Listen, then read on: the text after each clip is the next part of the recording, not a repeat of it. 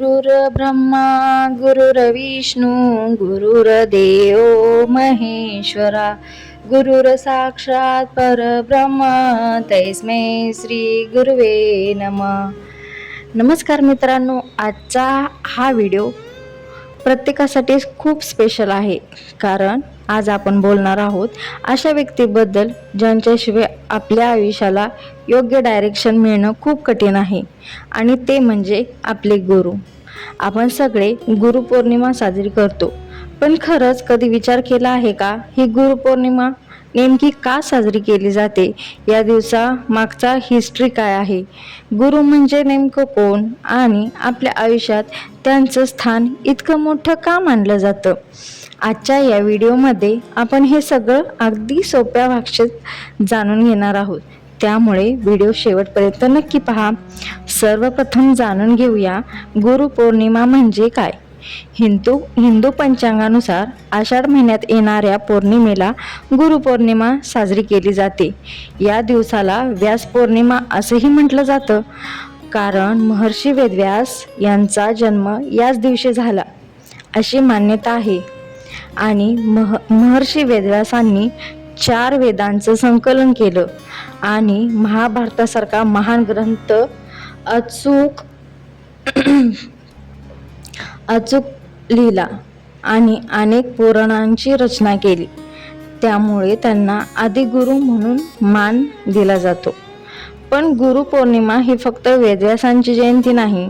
हा दिवस आहे आपल्या आयुष्यात ज्ञान देणाऱ्या प्रत्येक गुरुबद्दल कृतज्ञता व्यक्त करण्याचा. आता प्रश्न पडला, गुरु म्हणजे नेमकं कोण?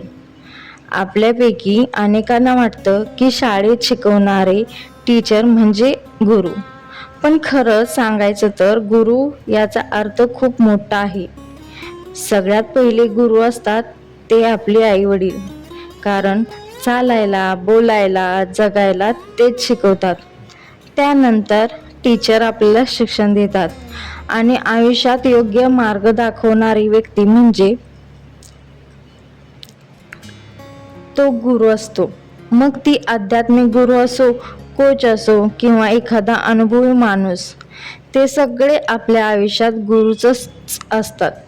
संस्कृतमध्ये एक सुंदर अर्थ लिहिला आहे. गु म्हणजे अंधार आणि रु म्हणजे अंधार दूर करणारा, म्हणजेच जो आपल्या अज्ञानाचा अंधार दूर करून ज्ञानाचा प्रकाश देतो, तो म्हणजे गुरु. आता एक प्रश्न, गुरुपौर्णिमाची सुरुवात कशी झाली?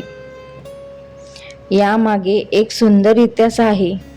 महर्षी वेदव्यास यांनी आपल्या ज्ञानामुळे संपूर्ण भारताला एक अमूल्य वारसा दिला. त्यांनी वेदांचे संकलन केले आणि महाभारत लिहिले आणि अनेक पुराणांची निर्मिती केली, म्हणून त्यांना जगाचे गुरु मानले जाते. त्यांच्या स्मरणार्थ हा दिवस व्यास पौर्णिमा म्हणून साजरी केला जातो. योग परंपरेनुसार आणखी एक मान्यता आहे.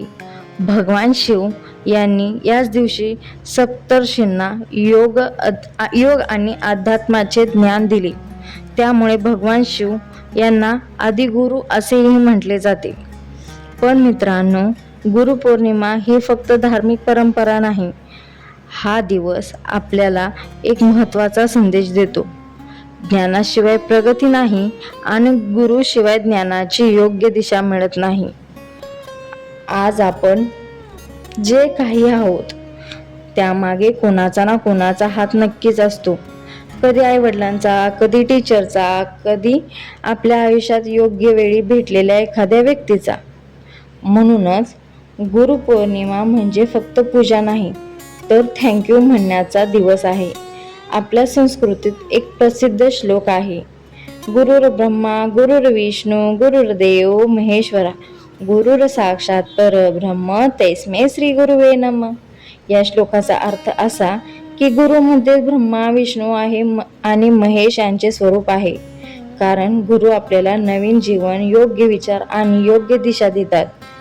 आजच्या काळात गुगल आपल्याला काहीही माहिती देऊ शकतो, पण योग्य निर्णय कसा घ्यायचा, योग्य मार्ग कोणता निवडायचा आणि चांगला माणूस कसं बनायचं, हे फक्त एक चांगला गुरुच शिकवू शकतो. आता जाणून घेऊया गुरुपौर्णिमेच्या दिवशी काय करावं. सकाळी लवकर उठून स्नान करावं, घर आणि देवघर स्वच्छ करावं, आपल्या गुरूंच्या आणि महर्षी वेदव्यासांच्या प्रतिमेला फूल अर्पण करावीत, दीप लावावा, प्रार्थना करावी आणि त्यांच्या आशीर्वादाची प्रार्थना करावी. जर तुमचे टीचर, गुरु किंवा आई वडील तुमच्या सोबत असतील तर त्यांच्या चरणाला स्पर्श करून आशीर्वाद घ्या. एखादं पुस्तक भेट देणं आणि गरजू विद्यार्थ्याला मदत करणं किंवा दान करणं हे देखील गुरुपौर्णिमेनिमित्त खूप पुण्याचं काम मानलं जातं. मित्रांनो, आपण प्रत्येक वर्ष अनेक सण साजरे करतो, पण गुरुपौर्णिमा हा असा दिवस आहे जो आपल्याला नम्रता, कृतज्ञता आणि ज्ञानाचं महत्त्व शिकवतो. आज या व्हिडिओच्या माध्यमातून मी माझ्या आयुष्यातील प्रत्येक गुरुला मनापासून प्रणाम करते आणि तुम्हीही कमेंटमध्ये तुमच्या आवडत्या टीचर किंवा गुरु यांचं नाव नक्की लिहा. त्यांच्याबद्दल एक थँक्यू लिहायला विसरू नका. जर हा व्हिडिओ तुम्हाला आवडला असेल तर लाईक करा, शेअर करा आणि अशाच धार्मिक, आध्यात्मिक, माहितीपूर्ण, संस्कृतीशी जोडलेल्या व्हिडिओसाठी आपल्या चॅनलला सबस्क्राईब करायला विसरू नका. पुन्हा भेटूया एका नवीन आणि माहितीपूर्ण व्हिडिओमध्ये. धन्यवाद आणि सर्वांना गुरुपौर्णिमेच्या हार्दिक शुभेच्छा.